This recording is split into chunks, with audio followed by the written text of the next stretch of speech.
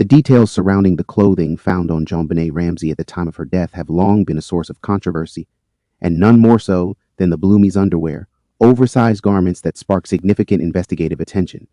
Originally claimed to have been purchased for a cousin named Jenny Davis, these panties were found on JonBenet's body despite being several sizes too large for a 45-pound child. The explanation offered by John and Patsy Ramsay was that the panties were a Christmas gift that somehow ended up in JonBenet's bathroom drawer, becoming free game for her to wear. However, as investigators pressed for clarification, cracks began to emerge in their testimony. Discrepancies in basic facts, such as Jenny's age, body type, and the logistics of the underwear's placement, suggest not just memory lapses, but active narrative divergence. Both parents offered incompatible accounts of when the underwear was bought, why it was intended for Jenny, and how it came to be associated with JonBenet. These are not peripheral details, they pertain directly to physical evidence recovered from the victim's body. The failure to establish consistency in such a specific and intimate matter raises critical questions about credibility, intention, and potential post-crime staging. This inconsistency grows even more troubling in light of the physiological implausibility of JonBenet wearing size 12-14 undergarments designed for a child nearly twice her weight. The Ramseys' explanations shift under pressure, Patsy adjusting JonBenet's underwear size multiple times during the interview, and both parents failing to account for the absence of typical sizes in the child's drawer. The contradiction between the physical evidence and their statements is not just suspicious. It points to the possibility that the story surrounding the underwear was fabricated after the fact to cover a disturbing truth.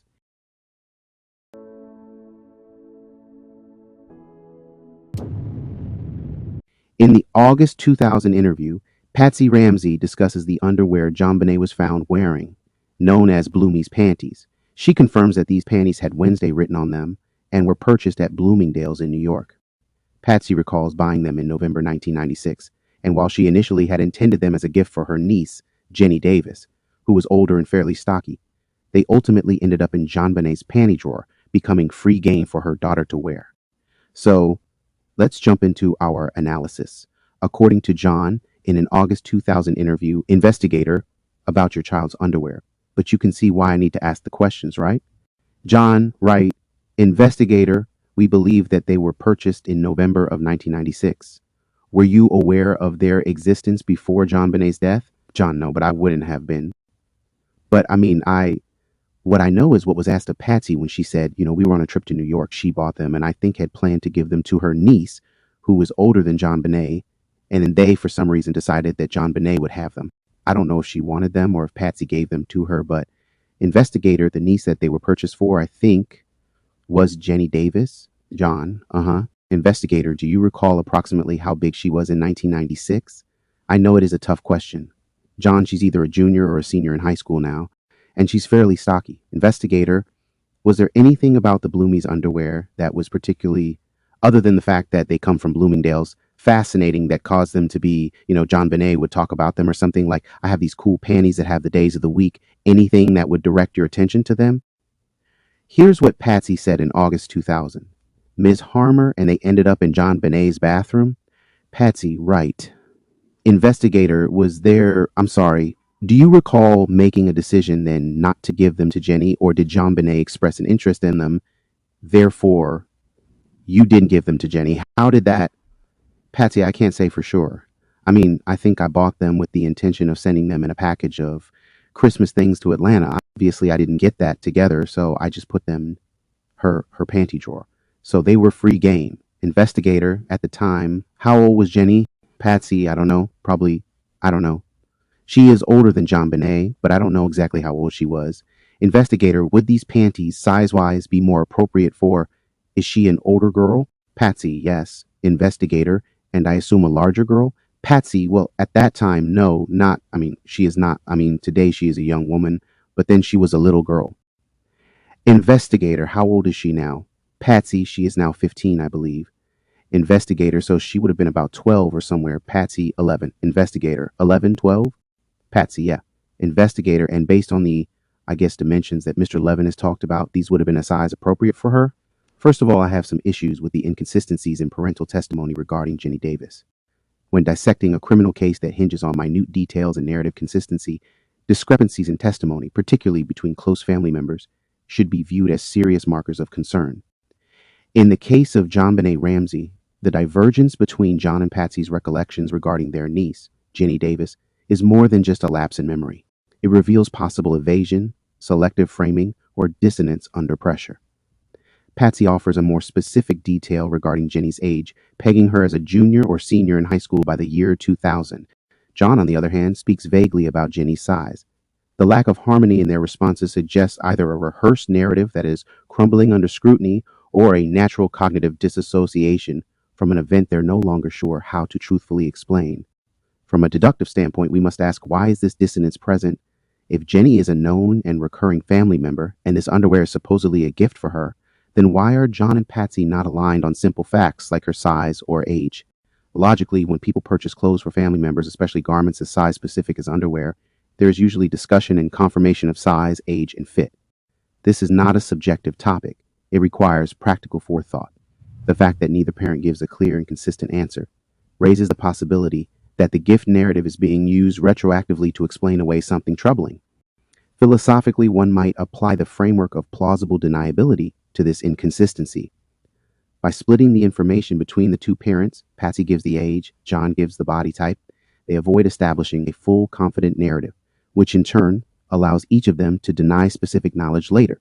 It is a tactic, intentional or subconscious, that deflects responsibility through ambiguity. This behavior, when present in suspects or potential witnesses, is flagged in forensic psychology as evasive and potentially manipulative, especially when surrounding evidence already calls the claim into question.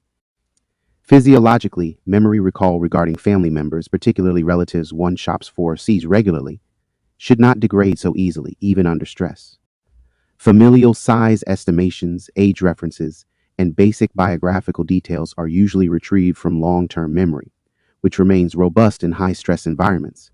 For both parents to appear vague or contradictory suggests either they were not being truthful or that they were shielding themselves from a deeper implication, possibly the need to justify why these undergarments, seemingly meant for a different child, were in JonBenet's possession at all. The forensic framing becomes even more critical here. When evidence such as clothing or accessories is found at a crime scene, investigators look at chain of custody, origin of purchase, and intended recipient to determine context. If the underwear was truly meant for Jenny, then the parent should have retained a receipt, had knowledge of Jenny's size, and kept the item with other presents. Their failure to exhibit basic memory recall and proper storage raises red flags that suggest post-event staging or retroactive narrative construction. Criminologically, this situation is significant because of what it reveals about control and authorship of the crime scene. A fundamental principle in crime scene investigation is that any deviation from routine behavior should be seen as potentially meaningful. The inconsistencies in John and Patsy's testimony might indicate more than memory failure. They could point to a coordinated attempt to distance themselves from the implications of that piece of evidence by embedding it in a false narrative. In essence, they are trying to rewrite the underwear story without getting their facts straight. From a psychological perspective, when two close individuals give fragmented accounts about a shared relative, it often speaks to discomfort with the subject matter. It may reflect internal conflict or anxiety about being associated with the narrative they're constructing. Whether this discomfort arises from guilt, knowledge of staging, or fear of being implicated, it still stands as a telltale indicator that the testimony deserves scrutiny. Ultimately, these inconsistencies place a burden on the investigators to probe further. Not because misremembering a niece's size is a crime, but because the stakes in this context are much higher. The credibility of both parents hinges on their ability to explain why something so personal, intimate, and size-specific appeared in a place it shouldn't have been.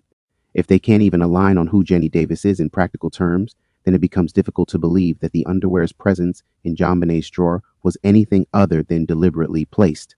To add, there's the implausibility of size similarity between JonBenet and Jenny Davis. The central premise offered by the Ramseys, that JonBenet could plausibly wear underwear meant for her older cousin, Jenny Davis, falls apart under logical scrutiny. Jenny was approximately 12 or 13 at the time the underwear was reportedly purchased, while JonBenet was only 6. Even without exact sizes, the general difference in average weight and body structure between a first grader and a middle schooler makes the notion difficult to defend. A child who is twice the age is also likely to be significantly taller, heavier, and wider in hip structure, especially if that child is described later as having a stocky build. The idea that they could wear the same size underwear defies biological and retail logic. Physiologically, Children go through major developmental changes between ages 6 and 12. JonBenet, reportedly around 45 pounds, and Jenny, around 85 pounds, are not in adjacent developmental stages. They are in categorically different growth phases. Underwear is not a one-size-fits-all item, especially for girls at that age where height, waist size, and hip width are rapidly changing. Most importantly, these garments are manufactured based on age-based sizing charts. To buy a size 12 underwear for a child who wears a size 6 is either a gross misunderstanding of children's sizing or an excuse to rationalize a disturbing placement. Deductively, if Patsy truly purchased these garments as a gift for Jenny Davis, the correct course would have been to wrap and store them with the other presents. The choice to instead place them in JonBenet's bathroom drawer undermines the stated intent. Even if one stretches logic to allow for a storage mistake, it still doesn't explain how JonBenet came to wear them. Children don't voluntarily wear underwear multiple sizes too large unless they were specifically given them or told to wear them. And again, the size differential would be noticeable, not only in fit, but in function. Criminologically, this kind of contradiction is an indicator of potential forensic staging. One of the hallmarks of staged crime scenes is that items are planted or arranged in a way meant to mislead investigators. If the underwear in question was not just stored in JonBenet's bathroom, but physically on her person at the time of the crime, this introduces a whole new layer of suspicion. Was this placement an attempt to introduce foreign DNA? Was it a decoy to suggest a grooming scenario involving someone outside the household? In any case, the logic fails when one considers that the size simply does not match the child. The philosophical underpinnings of forensic integrity are built on the assumption that narratives must be internally consistent. When they are not, it becomes the role of investigators and analysts to probe those fractures. The Ramseys' inability to present a unified or credible explanation about a single item as specific as a pair of underwear is not a minor footnote. It undermines their trustworthiness in matters of even greater importance. Forensic philosophy teaches us that where intention and fact part ways, manipulation may exist. From a psychological perspective, the human mind struggles to maintain falsehoods under pressure, particularly when asked to explain something that wasn't part of a rehearsed story. The inconsistencies in describing Jenny's age and size may reflect the breaking point of a narrative that was patched together after the fact. Whether they were trying to justify JonBenet wearing the underwear or simply covering up the true origin of the garment, both parents appear to reach for details that do not align naturally with the situation. Additionally, in terms of behavioral analysis, people who attempt to manipulate stories often rely on vague time frames, shifting responsibility, or unnecessary detail to obscure the truth. Patsy mentioning that Jenny became stocky later and John referencing Jenny's build without committing to specific time frames supports this theory. They aren't building a case, they are dodging one.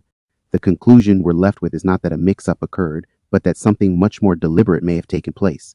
The placement of that underwear appears too contrived, too narratively fragile to be the result of accident or negligence. The defense collapses under anatomical facts, logical gaps, and behavioral inconsistencies, leaving a key piece of forensic evidence exposed not just as suspect, but potentially staged. But then you have Patsy and the intentional placement of the underwear in the bathroom drawer. The deviation from standard gift wrapping protocol is not just peculiar, it's potentially revelatory. Patsy Ramsay stated that she had purchased a package of underwear as a gift for her niece Jenny Davis, yet, for reasons never convincingly explained, she placed one pair into JonBenet's personal bathroom drawer instead of keeping it with the other presents downstairs. This departure from routine calls for deductive inspection. If all other gifts remained packed and ready for delivery, then isolating a single pair of underwear and placing it in a bathroom drawer, particularly a drawer JonBenet had access to, suggests intent, not oversight. Such an act introduces the possibility that the placement was purposeful and meant to construct a narrative rather than merely store a gift. From a criminological perspective, placing a foreign or mismatched item in a location associated with the victim is often a tactic used in staged crime scenes to redirect suspicion. Crime scene staging typically includes subtle manipulation of evidence to suggest an alternate theory or suspect. In this case, putting the underwear in JonBenet's drawer builds the framework of an alibi, one that explains why she was wearing underwear 2 sizes too large. Rather than admitting any direct placement on JonBenet's person, the narrative shifts toward an accidental usage. She just happened to grab them from her own drawer. But the forensic weight of this placement makes it difficult to dismiss as chance, especially when the rest of the presents were stored in a different location. The physiological incompatibility between JonBenet's body and the size of the underwear further deepens the concern. A 6-year-old child wearing a size 12 garment isn't a subtle mistake. It would be visibly ill-fitting. The waistband would likely fall, and the fit around the legs and hips would be excessively loose. A child that age, unless directed, would neither feel comfortable nor practically capable of wearing underwear that did not match her size. Therefore, we must explore a disturbing possibility that JonBenet did not put them on herself. Someone may have dressed her, perhaps post-mortem, to introduce an external element, whether to plant DNA or to obscure the presence of other biological traces. Philosophically, forensic framing requires intent. It is not merely the random movement of items, it is the deliberate reorganization of objects to control narrative flow. To frame a scenario requires an understanding of what investigators look for: foreign deoxyribonucleic acid, inconsistencies in clothing, unexplained possessions. If the underwear was placed on JonBenet by someone seeking to manufacture the appearance of outside involvement, then the placement in the drawer serves as a breadcrumb trail. It's a controlled anomaly, just enough to create a question, but not enough to answer it. That ambiguity becomes a tool of manipulation, fostering reasonable doubt where clarity once stood. Psychologically, someone who feels cornered or panicked may resort to bizarre rationalizations and misplaced artifacts to divert guilt. If this item of clothing was deliberately placed where it would be found and later explained as a gift, the motive becomes clear. Construct an explanation in advance that will seem plausible under scrutiny.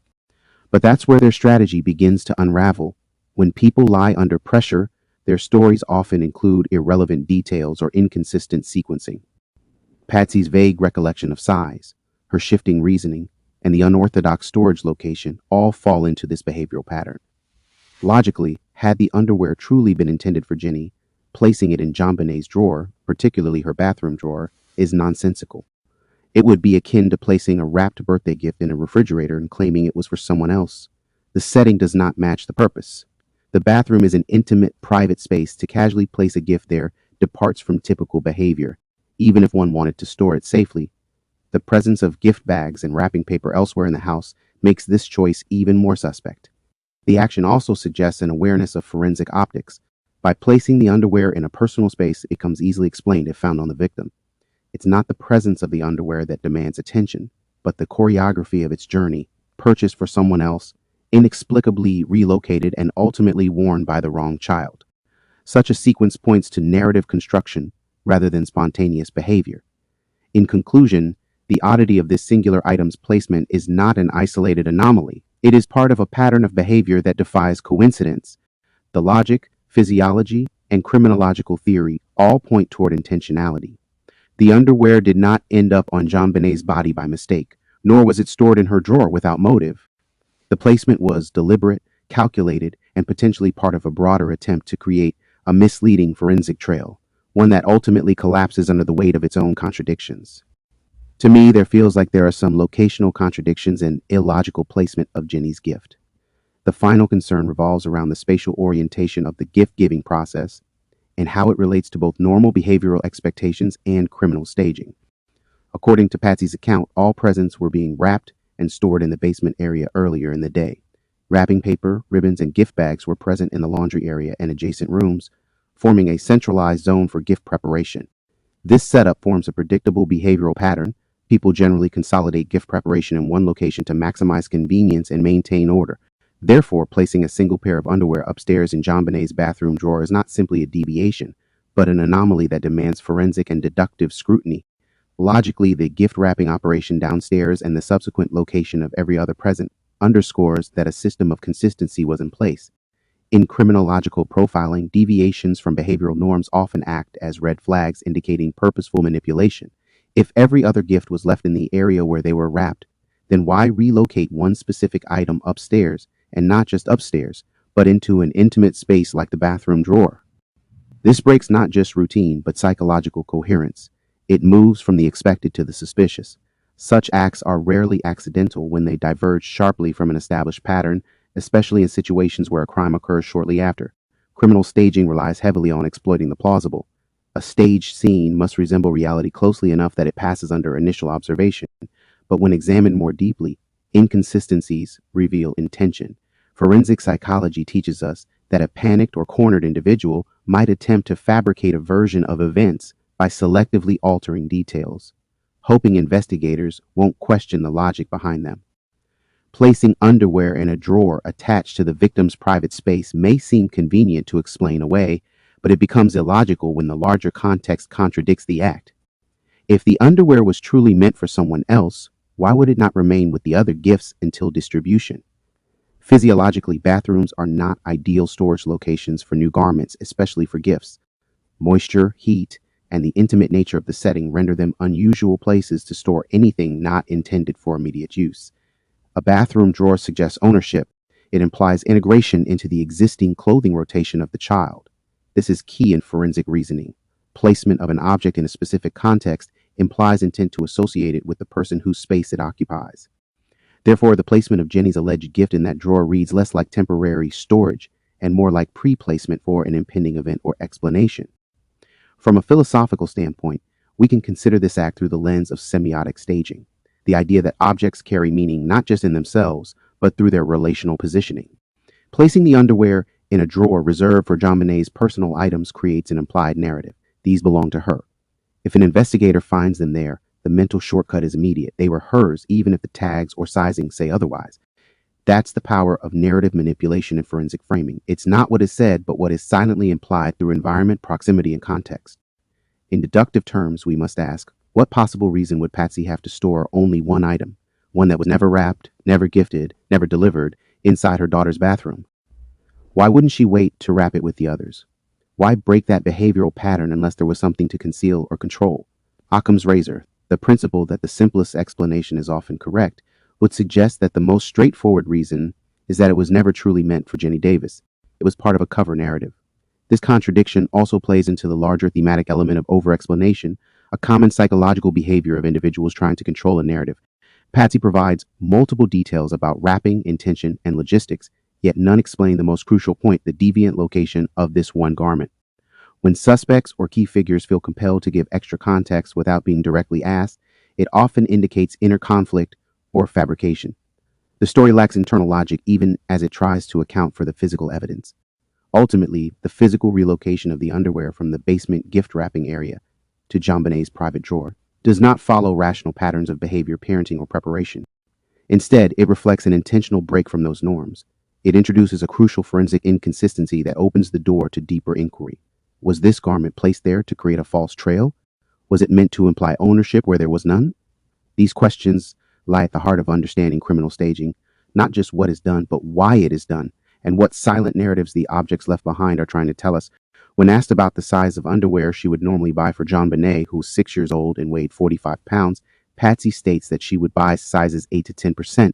However, the interviewer in this August 2000 interview then informs Patsy that police had taken 15 pairs of panties from JonBenet's drawer, and all of them were either a size 4 or a size 6.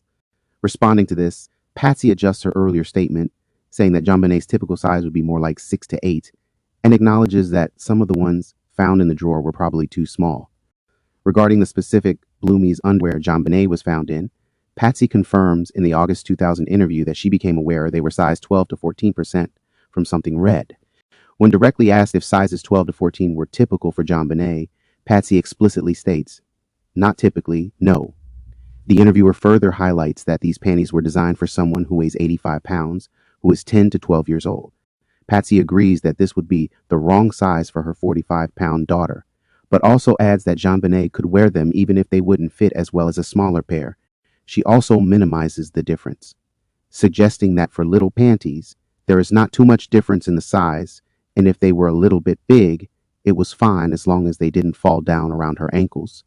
Here's where we address some of the strategic shifting and the psychology of evasion. The first issue centers on Patsy's shifting account of JonBenet's underwear size, an adjustment that reflects a pattern of evasion rather than honest recollection. Logically, if a parent is asked about their child's typical clothing size, the answer should be consistent, immediate, and grounded in habit. The introduction of a guess like 8 to 10, followed by a mid-range correction to 6 to 8, raises red flags. This progressive narrowing seems calibrated, not recalled. Deductively, one can reason that if Patsy knew her daughter typically wore size 4 to 6 and none of that size was found, then her unwillingness to state the correct size outright could indicate awareness of its legal or forensic implications. Rather than making a truthful statement, she appeared to triangulate an answer that would seem reasonable if the size 12 to 14 were revealed. Psychologically, this behavior is consistent with what forensic linguists and behavioral analysts identify as adaptive lying, wherein the speaker crafts responses in real time, shaped by the perceived knowledge of the interrogator. Under stress, the limbic system initiates a fight or flight response, but for individuals in high stakes conversations who cannot flee or fight, freezing and verbal hedging become dominant strategies. This often results in contradictory statements, hesitation, or overcorrection, patterns that can be interpreted as signs of guilt or deception. Patsy's progression from 8 to 10 to 6 to 8, but never to 4 to 6, reveals a reluctance to commit to the truth because doing so would draw attention to the forensic impossibility of a 45-pound child wearing 12 to 14 underwear. From a philosophical perspective on criminology, this behavior aligns with what Cesare Beccaria or even Foucault might consider the negotiation of guilt within a power-laden interrogation. Patsy's response isn't simply a factual account. It is a power-aware utterance made under the perceived surveillance of law enforcement. Her statements are not confessions or lies in the traditional sense. They are power-managed performances intended to keep her within the boundary of social innocence. The fact that she remains near the oversized underwear size range suggests she is attempting to maintain plausible deniability while preserving narrative control, a concept central to theories of neutralization and moral disengagement. Forensically, her answers serve as a kind of linguistic fingerprint. Interviewees often reveal their level of knowledge or involvement not by what they confess, but by how tightly they circle around incriminating facts without landing directly on them. Patsy's unwillingness to fully acknowledge the correct size, even when the evidence already pointed to it, shows a form of psychological containment. She attempted to stay close enough to the truth that her answer wouldn't seem outrageous, but far enough to protect herself from a clear contradiction with the evidence, indicating a conscious awareness that full disclosure might dismantle her narrative entirely. This type of strategic ambiguity, linguistic hedging paired with partial truths, functions as a defense mechanism often seen in forensic interviews where the subject is not necessarily trying to convince the interviewer of a lie, but rather to survive the encounter without self-incrimination. Patsy's selective memory and imprecise answers reflect a subtle form of narrative engineering. Instead of stating the known truth about the underwear, which could demand further explanation, she offers ranges that obscure rather than clarify. It is a form of verbal misdirection, where the speaker aims not to mislead entirely, but to misalign the listener's focus from the crucial detail. In this case, the oversized underwear becomes a symbolic artifact. Its disproportion speaks louder than her words ever could. From a psychological standpoint, Patsy's response mechanism can be interpreted through the lens of cognitive dissonance. The discrepancy between the actual events and the story she is willing to tell creates mental tension. To resolve this discomfort, individuals often reconstruct events in a way that allows them to avoid fully confronting the implications of their actions or knowledge. This is not the same as outright denial. It is a subtler internal rationalization. The fact that she continually hovers around plausible but incorrect sizes without stating the evident truth suggests an inner conflict. That conflict, whether rooted in shame, fear, or complicity, surfaces through the language of approximation rather than affirmation. In law enforcement interrogation science, these linguistic detours are often mapped in terms of psychological distancing. Patsy's word choices allow her to remain emotionally and legally detached from the gravity of the evidence. The use of broader terms, general ranges, and guesses helps her maintain a sense of cognitive and emotional buffer. It's also telling that she never directly addresses the presence of the Bloomingdale's size 12-14 underwear on JonBenet. Her failure to reconcile that detail directly, despite ample opportunity, underscores what is sometimes referred to as the psychology of omission, where critical information is intentionally left out not by accident, but by calculation. In high-stakes interviews, what is unsaid often matters more than what is said. Finally, when analyzed through a sociolinguistic framework, Patsy's evasion strategy fits within the concept of face-saving acts, a term from Irving Goffman's dramaturgical theory. In this model, individuals are constantly performing roles in social interactions, and when under pressure, they will prioritize maintaining their face or social identity over providing truthful responses that could threaten that role. Patsy's identity as a nurturing mother, grieving parent, and social elite was on trial just as much as her factual account of events.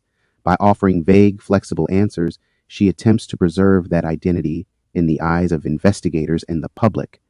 Yet it is precisely that performance, crafted with selective truth and calculated ambiguity, that exposes the psychological mechanisms of self-preservation at the heart of her evasion. Then there's this problem of absence when the evidence doesn't support the story. The second theme hinges on a fundamental problem in logical analysis, the absence of supporting evidence where it should naturally exist. If Patsy claims JonBenet wore underwear in the 6 to 8 or 8 to 10 range, then logically, the child's drawer should contain those sizes. The fact that investigators found only size 4 to 6 raises a deductive contradiction. Either the mother is incorrect about her daughter's underwear size, or the drawer no longer reflects what JonBenet regularly wore. But if the latter were true, it would imply that someone removed or altered the drawer's contents before the police arrived, introducing a secondary layer of potential deception or staging. This absence becomes a form of silent testimony. What should be present, but isn't, may speak louder than any verbal claim. From a physiological standpoint, children's clothing sizes are generally aligned with developmental milestones such as weight, height, and pelvic structure.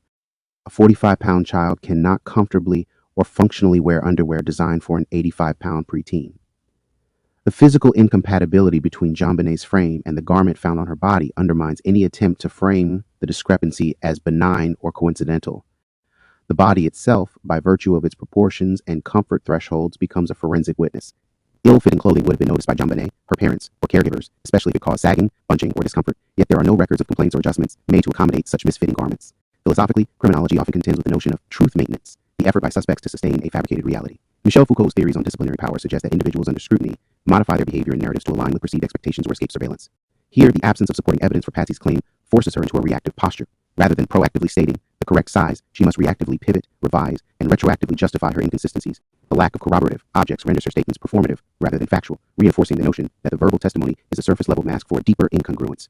From a forensic framing standpoint, investigators look not only for what is present, but what should be present in a truthful setting. If a parent's claim about their child's clothing size is genuine, we expect the drawer to support it.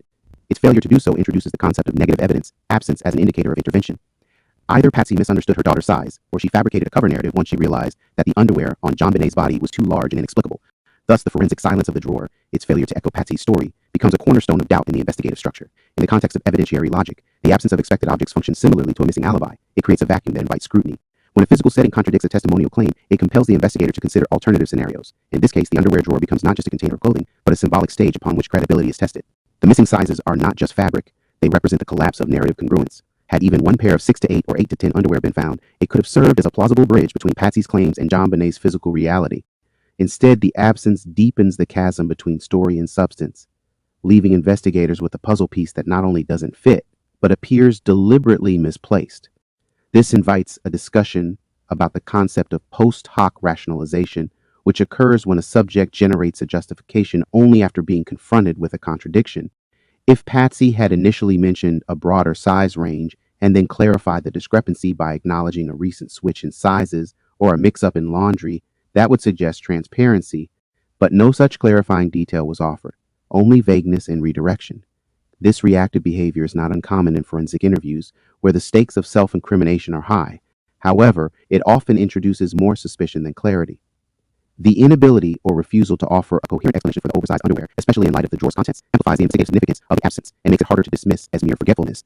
Cognitively, we must also acknowledge the parental familiarity most caregivers have with their children's clothing. Underwear is not an abstract category. It is purchased, laundered, folded, and stored on a weekly basis, often by the parent themselves. To misremember a child's size is already questionable, but to misremember while evidence shows no support for that size suggests something more than faulty recall. It implies narrative reconstruction. It is unlikely that a parent could so completely forget what was last handled, especially regarding items so intimately tied to a child's daily routine. This breakdown in factual recall, when paired with a scene that seems curated rather than natural, brings into question not just the memory, but the motive behind the misstatement. From the standpoint of criminological semiotics, we might also interpret the drawer's silence as a kind of inverted signal. In situations of guilt or attempt to cover up, suspects often overstage or understage a scene. Overstaging involves inserting misleading items to create a false narrative, while understaging involves omitting key objects that might contradict that narrative.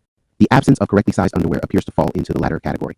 It is not that the drawer lacked underwear, it lacked the right kind, which is more damning. This subtle manipulation of the scene through omission rather than addition aligns with behaviors observed in forensic staging cases, where the crime scene is subtly altered not to direct blame, but to erase contradiction. And in this case, that erasure speaks volumes. Things like what we might call mid-range deflection, which is sort of like tactical evasion in real-time testimony. Patsy's decision to shift from her initial claim of size 8 to 10 down to 6 to 8, without ever acknowledging the actual 4 to 6 underwear found in JonBenet's drawer, illustrates a cognitive maneuver rooted in tactical deflection. Deductively, this midpoint correction is neither a complete admission nor a full lie. It's a calculated hedge. By moving only partway toward the truth, Patsy retains plausible deniability. This mirrors what criminologists refer to as the containment zone, the space between total fabrication and verifiable reality, where a suspect tries to appear cooperative while protecting concealed knowledge. The failure to descend fully to size 4 to 6 is not merely an oversight, it's a defensive choice to stay close to the 12 to 14 garment found on the body, enabling her to maintain the she was a growing girl narrative. Psychologically, this behavior reflects the fight or flight response under interrogative pressure. When the brain is cornered by an unanticipated fact pattern, it searches for the nearest safe escape route, a middle ground response that sounds feasible, buys time, and avoids a total breakdown. The quick pivot to 6 to 8 indicates a self-protective instinct, the subconscious desire to keep the lie within touching distance of the physical evidence without admitting outright contradiction.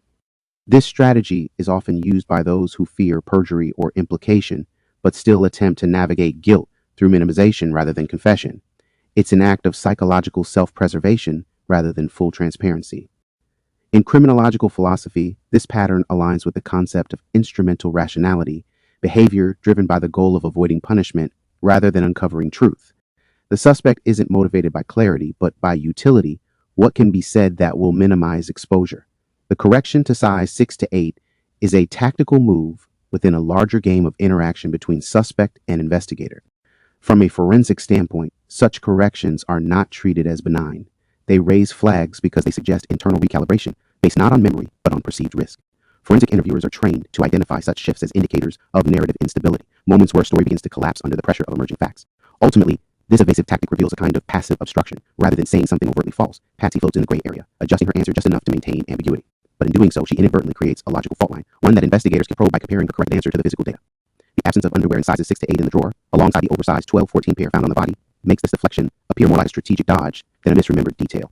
And in forensic framing, that space between the claim and the evidence becomes the ground on which motive, deception, and potential guilt are argued. What makes this maneuver particularly telling is that it reflects an awareness, not just of the facts, but of their implications. Patsy's correction downward is not random. It is precisely targeted to sound plausible without tipping into the range that would trigger deeper questions. If she had said 4 to 6, she would have to explain why JonBenet, a 45-pound child, was found in underwear almost triple her appropriate size. But by landing on 6 to 8, Patsy attempts to resolve the discrepancy without directly confronting it. That mid-range size is close enough to seem reasonable, but far enough to create narrative distance from the forensic reality. It's a linguistic tightrope walk, designed to sound truthful to the untrained ear while subtly evading the weight of the evidence. In fact, this middle ground tactic is often referred to in behavioral analysis as buffering, where the speaker builds verbal padding between themselves and the most incriminating version of the truth.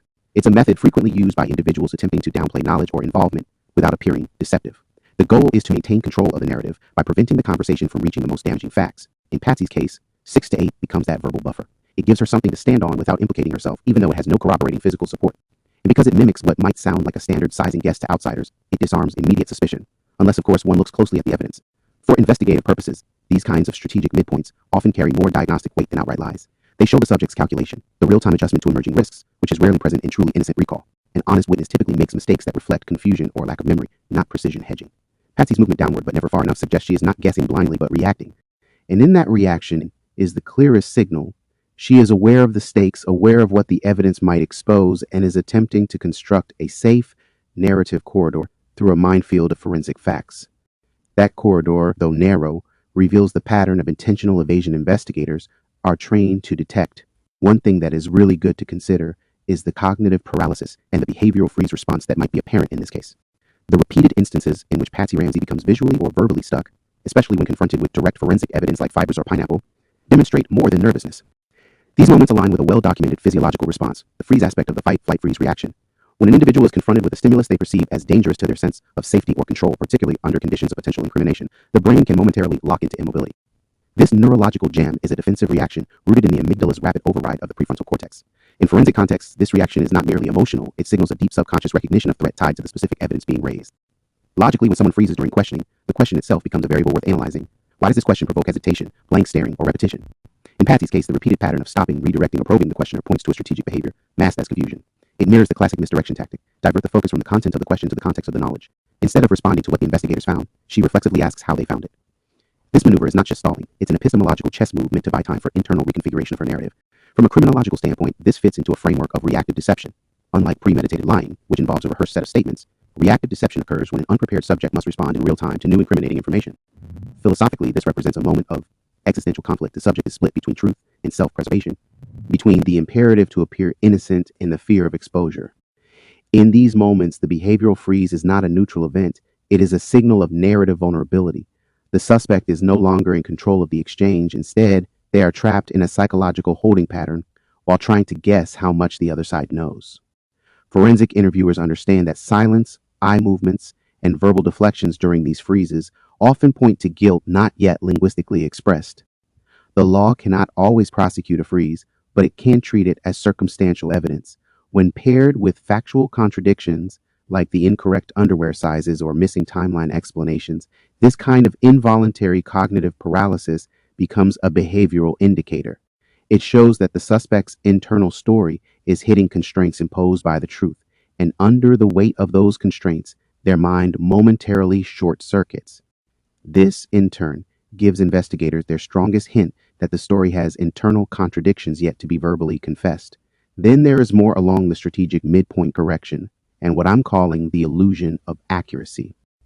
When Patsy adjusted her claim from an initial estimate of size 8 to 10 to a more conservative 6 to 8, she engaged in what forensic psychologists often refer to as midpoint anchoring, a tactic where the suspect shifts their claim closer to the known truth but not all the way, in hopes of appearing reasonable while preserving a layer of plausible deniability. This is not random guessing, it's a cognitive defense mechanism used to reduce suspicion by landing in a middle ground. In logic, this tactic fails because it presupposes that a partially wrong answer is more trustworthy than an entirely wrong one, but in deductive reasoning, the partial contradiction still undermines the premise. If her original claim was rooted in memory, then revision weakens its credibility. If it was an error, then correction should match the truth, not hover near it. Physiologically, these midpoint shifts emerge under acute cognitive stress. As the prefrontal cortex struggles to keep the story internally consistent while reacting to new information, the brain may issue a compromise figure, one that feels close enough to neutralize threat. In children's sizing, however, each size range represents a significant developmental leap. Shifting from size 12 to 14 to 6 to 8 is not just a numeric correction, it's an admission of disproportionality. The motor cortex and hippocampus, which store sensorimotor memory and habitual knowledge, are overridden by the need to appear logically consistent. This leads to a compromised guess that fails both memory fidelity and factual accuracy. In criminological profiling, such behavior is consistent with high-stakes minimization tactics. A suspect does not want to be caught in a lie, but admitting the full truth may appear too damaging. So instead, they offer a softened version of the truth, closer to the real answer but still protective of the lie's purpose. The philosophy of deception teaches that partial truths are often more dangerous than outright lies because they delay investigation, muddy the evidentiary trail, and manipulate trust. The midpoint claim plays into the strategy, creating what appears to be cooperation but is actually obfuscation in disguise. From a forensic standpoint, this partial correction should trigger deeper investigation. When a suspect hovers between a known falsehood and the provable truth, that space in between becomes the most revealing. Patsy didn't correct down to size 4 to 6, the actual size found in JonBenet's drawer. Instead, she stopped at 6 to 8, keeping herself within a range that still grants leeway for growth while staying adjacent to the disproven 12 to 14. This maneuver suggests she is not aiming for truth, but rather constructing a defensible position. The deception lies not just in what she says, but in how she strategically avoids saying what she knows to be undeniable. I want to get a little nerdy here for just a second. Not too nerdy, but just a bit. Economically, we have this idea of game theory, cognitive freezing, and the search for leverage. Patsy's behavioral freeze, when presented with factual contradictions, such as the fiber evidence or questions about underwear size, reveals a psychological phenomenon rooted in both fear-based response and strategic recalibration. When someone is locked in a lie and confronted with partial truth, the brain instinctively attempts to locate an equilibrium, what game theorists refer to as the Nash equilibrium. This is where no player can benefit by changing their strategy unless the other player does too. Patsy's silence or dazed gaze in these moments is not merely shock, it is a rapid internal recalculation, a desperate attempt to deduce the other party's knowledge and optimize her next verbal move within a limited range of acceptable lies. This is not passive confusion, it's active hedging. In cognitive neuroscience, this freezing is associated with acute stress responses in the amygdala and anterior cingulate cortex. When confronted with unexpected evidence, a suspect cannot rely solely on memory or instinct. The body floods with cortisol, and the prefrontal cortex must override limbic panic in order to reframe the narrative. What results is a behavioral pause, where time seems to slow, and the subject stares, repeats the question, or asks for clarification, not because they don't understand, but because they need more time to construct an answer that aligns with both existing lies and new information. This is the physiological underpinning of deception under pressure. Philosophically, this reflects the tension between epistemic uncertainty and performative certainty. A guilty mind is no longer concerned with truth in the absolute sense, but rather with the management of perception. The moment an investigator reveals even a sliver of information, such as the pineapple bowl or specific fiber transfer, the suspect must now calculate what they should have known if they were innocent. That shift creates a forensic paradox. The suspect is now too reactive, too attuned to the evidence, which is inconsistent with genuine ignorance. This metacognitive awareness of how much the other side knows is where deception often fractures. Criminologically, the pattern of asking, "What did you find?" is not simple curiosity, it's a control tactic. Patsy's repeated attempts to assess what the police know before she speaks suggest a preoccupation with legal positioning rather than truth-telling. This is a textbook manifestation of adversarial logic. The suspect tests the boundaries of the investigator's knowledge and responds only within those confines, avoiding overconfession. It's akin to a chess player who will not move until their opponent reveals their hand. But the silence itself, the pause, the glance, the nervous inquiry, becomes its own statement, one that reveals a fear not of being misunderstood, but of being outmaneuvered.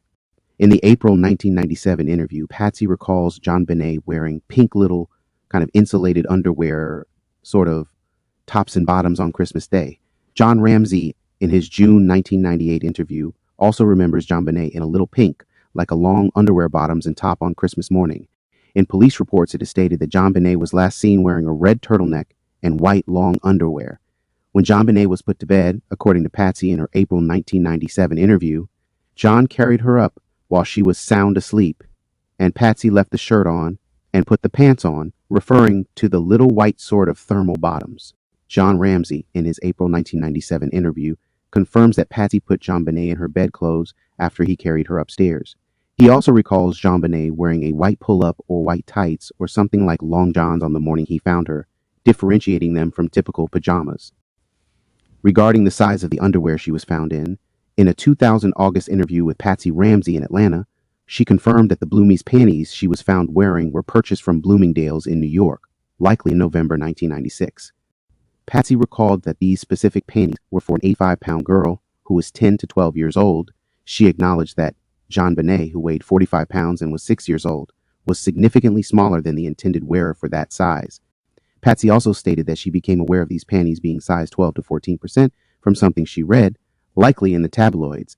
Despite the size discrepancy, Patsy noted in her August 2000 interview that there wasn't too much difference in the size of these particular panties, and since they didn't fall down around her ankles, she was fine with JonBenet wearing them, especially as they were special and JonBenet wanted to wear them. Regarding her typical underwear size, when asked about what size underwear she would normally buy for JonBenet, Patsy Ramsay, in her August 2000 interview, stated she would typically buy size 8 to 10% for her 6-year-old, 45-pound daughter. She also noted that of the 15 pairs of panties collected by the police from JonBenet's drawer, they were either size 4 or a size 6. Patsy clarified JonBenet's usual size was more like 6 to 8, and not typically size 12 to 14. Contradiction between purchaser knowledge and claimed ignorance. The core logical inconsistency in Patsy's statement arises from the paradox of claimed ignorance, despite being the origin point of the information. From a deductive reasoning standpoint, if Patsy purchased both sets of underwear, one for her niece and for JonBenet, she would necessarily have direct knowledge of the sizes at the time of purchase. For her to later state that she learned the size from tabloids undermines the foundational timeline of information. Deductively, we must conclude either that she is lying or that she is misrepresenting the order in which events occurred. In forensic interviews, this type of discrepancy is often a red flag, not because it proves guilt, but because it reveals a need to control perception, which often correlates with deceptive behavior. Philosophically, this disjunction invites examination through the lens of epistemology, how people claim to know what they know. In this case, Patsy appears to outsource her knowledge to an external source, despite being the very actor who should have first-hand original knowledge. This distancing maneuver is what criminologists would describe as a soft denial, an attempt to acknowledge partial information without claiming full accountability. It's not just a contradiction of facts, but a contradiction of narrative authority. And when an individual who should be the most informed party relinquishes that position, it often signals an attempt to evade the implications of knowledge possession. Forensically, the control of narrative is key. When a suspect or witness controls how the information is said to be obtained, rather than just what the information is, it becomes a matter of psychological profiling. Patsy's claim that she learned the underwear size through tabloids introduces a layer of plausible deniability. It allows her to frame herself as an uninformed party who was as surprised as anyone else by the size detail. But this tactic collapses under deductive pressure. A person who makes a purchase for two distinct individuals in different sizes remembers those purchases because they serve two different functions, especially when the items later become forensic evidence in a high-profile case. Physiologically, this sort of distancing can induce stress, which may be observable in voice pitch, facial expressions, or body language during questioning. Neurocognitive studies of deception show that fabricating details under pressure requires greater mental effort than recalling the truth. If Patsy is indeed crafting a lie, it would likely show in delayed responses, shifting eye contact, or qualifying language. Phrases like "I think" or "probably" function as buffers, psychological self-preservation tactics that reduce the mental load of being caught in a lie by never fully committing to a factual assertion. These are often unconscious tells used to manage guilt, stress, or fear of exposure. Criminologically, the act of distancing oneself from a known act, especially a purchase, is categorized under obfuscation tactics in verbal deception analysis. Obfuscation doesn't always aim to mislead in detail, but rather to dilute the credibility of the speaker's role in a chain of causality. Patsy's claim suggests she wants to exist both inside and outside the event. As a buyer, she is implicated in decision-making, but as a reader of tabloids, she is simply an observer. This duality fractures her credibility and triggers a reevaluation of all her other statements under suspicion of strategic misdirection. Moreover, forensic framing theory evaluates how suspects or witnesses attempt to reframe incriminating facts into neutral or benign narratives. Patsy's narrative reframing of her knowledge source creates an artificial gap between the moment of purchase and the moment of discovery. This gap is necessary to avoid accountability, but it introduces a new contradiction if she's the purchaser, and if she recalls they were quite big, then her awareness precedes any tabloid publication. That gap collapses the reframing attempt and exposes the motive behind it, likely fear of being connected to the scene in a way that doesn't align with innocence. In terms of behavioral criminology, the behavior of retroactive narrative correction is often linked to someone attempting to recalibrate their prior statements based on new forensic developments. Once the media or police mention size 12 to 14, Patsy's sudden recalibration toward the notion that the underwear may have been for her niece or that she wasn't sure of the size suggests that her memory is being reconstructed in real time, not recalled. That behavior, especially when correlated with contradictory details, aligns with conscious defensive strategy rather than confusion. Ultimately, deductive reasoning, physiological cues, and criminological profiling converge on a consistent implication. The contradiction in Patsy's knowledge claim is not just a minor detail. It is an operational flaw in her entire narrative architecture, and that flaw opens the door to questioning the intentionality behind all subsequent narrative moves. A person who forgets a size may simply be forgetful, but a person who falsely claims ignorance of something they personally purchased introduces a motive. They do not want to be linked to the implications of that item's use, presence, or fit, and that motive, unlike the underwear, cannot be adjusted for size. The implausibility of simultaneous ignorance and estimation. The second point hinges on a conceptual impossibility. Patsy claims to both not know the size of the underwear and simultaneously offer an estimation that it would probably fit JonBenet. This contradiction lies at the heart of deductive reasoning. One cannot logically assert uncertainty and approximation from the same knowledge base. Either the size is unknown, in which case fit cannot be assessed, or the size is known, and one is accountable for its appropriateness. This binary disjunction reveals a breakdown in coherent testimony and suggests a deliberate manipulation of perception. In law, this kind of contradiction is often framed as an indicia of deception because it indicates intent to evade rather than clarify. From a psychological standpoint, cognitive dissonance is likely at play here. The mind cannot comfortably hold two opposing beliefs. In this case, I don't know the size and I believe it will fit, without inducing stress or requiring narrative adjustment. People often resolve this discomfort by adopting vague qualifiers to soften the contradiction. These linguistic hedges offer a kind of escape hatch from full accountability. When a person is being deceptive or evasive, they will often use these hedges to appear compliant without offering truth. It's a way to meet social expectations of cooperation while protecting oneself from perjury or exposure. Physiologically, deceptive speech under cognitive dissonance shows up in delayed responses, shallow breathing, and microexpressions, brief, involuntary facial expressions that reveal hidden emotion. If Patsy were examined under conditions like a cognitive interview or stress detection tool, one might expect these markers to spike during this specific narrative point. Why? Because she is not simply recalling a memory, she is editing it live in response to pressure, which creates more cognitive load and affects bodily regulation. Her mind is not simply producing facts, it's negotiating her place within a crime scene that is both personal and forensic. Criminologically, this act of estimating fit without knowledge reflects a psychological tactic known as repositioning. Repositioning involves subtly shifting the narrative to reduce suspicion while maintaining the illusion of engagement. Here, Patsy is attempting to remain involved enough to appear innocent. After all, she's the concerned mother trying to make sense of confusing events, but detached enough to avoid culpability. In forensic interviews, this is seen as a red flag because it implies that the speaker is tailoring their language for plausible deniability rather than speaking from authentic memory. Philosophically, this problem reflects the tension between a priori and a posteriori knowledge. Patsy's claim that the underwear might fit despite not knowing the size violates the philosophical principle that estimation requires a baseline of prior knowledge. You cannot reason from nothing. If she truly had no awareness of the sizing, she could not rationally deduce fit without reference points. Her behavior, therefore, aligns more with someone pretending not to know, engaging in a philosophical posture of ignorance while still attempting to exercise evaluative judgment. That kind of false epistemic positioning undermines her entire testimonial framework. Another forensic problem arises with the assertion of belief over evidence. Patsy doesn't say the underwear fit, she says she thought it would. This introduces subjective belief into what should be an objective fact. If the underwear was actually too large, then her belief is retroactively shown to be false. And the problem is not just that she guessed incorrectly, it's that she guessed it all when she should have known. A mother purchasing clothes for two girls, one being her own daughter, doesn't operate in belief, she operates in measurements. Introducing belief here functions as a shield against being pinned down. Behaviorally, people often engage in post-event narrative reshaping when they feel implicated in a serious matter.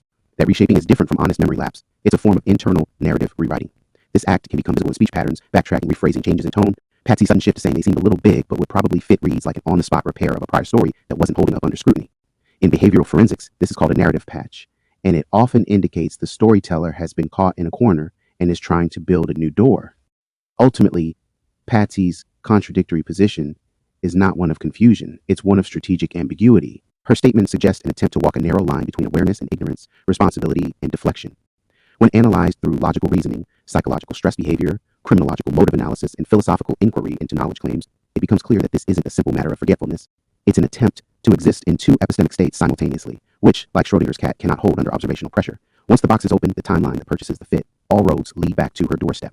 Let's close it out by saying this. The inconsistencies in the Ramsey's account of the Bloomie's underwear cannot be dismissed as minor errors or lapses in memory. When viewed against the backdrop of a child found murdered in her own home under circumstances riddled with contradictions, these seemingly small details take on greater weight. The shifting explanations, vague timelines, and behavioral patterns observed in both John and Patsy's interviews suggest a deeper discomfort with the truth than they were willing to admit. If the narrative were honest, it should have aligned with the physical evidence. Instead, it collided with it. What emerges from this testimony is not simply a questionable account about a misplaced gift, but a pattern of evasive behavior that forensic analysts and criminal psychologists recognize as indicative of staging.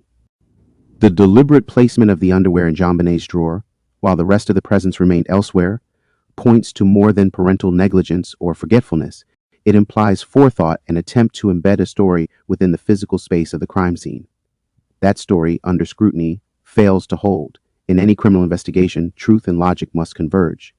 When testimony breaks apart under the weight of physical evidence and the narrative requires repeated adjustments to remain plausible, it becomes increasingly difficult to avoid the conclusion that something is being concealed. The story of the oversized underwear is not an isolated curiosity. It is a fault line running through the case, exposing a fracture between appearance and reality. And that fracture may hold the key to understanding what really happened in the Ramsey home that night. And as always, I appreciate you for watching. Shout out to the video sponsors and whatnot. Those who are giving monetarily, like I said before, then you don't have to do it, but you do. And I really, truly appreciate that. Thank you for those who comment, like, share, and subscribe. Thank you. And until next time, take it easy.